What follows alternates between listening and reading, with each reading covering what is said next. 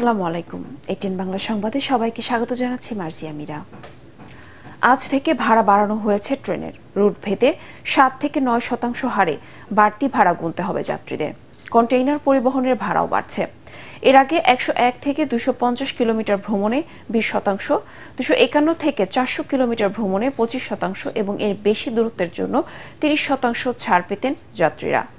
নতুন নিয়মে গন্তব্য ভেদে 20 টাকা থেকে 150 টাকা পর্যন্ত শোভন চেয়ারের টিকিটের দাম বেড়েছে।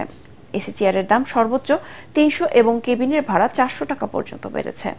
এ নিয়ে ক্ষোভ প্রকাশ করেছেন যাত্রীরা। এদিকে যাত্রী কল্যাণ সমিতির নেতারা বলেছেন, পরিবহন ব্যবসায়ীদের সুবিধা দিতে বাড়ানো হয়েছে রেলের ভাড়া।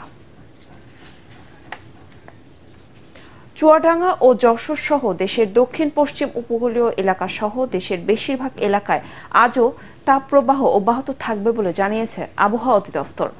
দিনের তাপমাত্রা গতকালের মতোই উষ্ণ থাকার পাশাপাশি বাড়তে পারে রাতের তাপমাত্রাও। আবহাওয়ার পূর্বাভাসে জানানো হয়েছে দেশের কোথাও কোথাও ঝড়ো হাওয়া সহ বৃষ্টি হওয়ার সম্ভাবনা রয়েছে।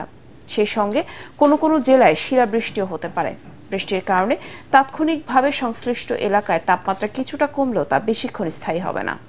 আগামী সোম ও মঙ্গলবার থেকে সারা দেশে বৃষ্টি হতে পারে। এতে তাপমাত্রা কিছুটা কমে আসার সম্ভাবনা আছে। এদিকে গতকাল দেশের সর্বোচ্চ তাপমাত্রা ছিল যশোরে 41.8 ডিগ্রি সেলসিয়াস। রাজধানীর সর্বোচ্চ তাপমাত্রা ছিল 38.1 ডিগ্রি সেলসিয়াস। সবচেয়ে বেশি বৃষ্টি রেকর্ড করা হয়েছে রাঙামাটিতে 44 মিলিমিটার। এবার খেলার খবর। স্প্যানিশ লা লিগায় রাতে আলাদা ম্যাচে মাঠে নামছে রিয়াল মাদ্রিদ ও বার্সেলোনা।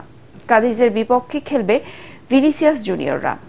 33 ম্যাচে 84 পয়েন্ট নিয়ে লিগ টেবিলের শীর্ষে আছে কার্লো আনচেলত্তির দল। দুর্দান্ত ফর্মে লা ব্লাঙ্কোরা। সব প্রতিযোগিতা মিলিয়ে 19 ম্যাচে অপরাজিত তারা। জানুয়ারির পর হারেনি কোনো ম্যাচ।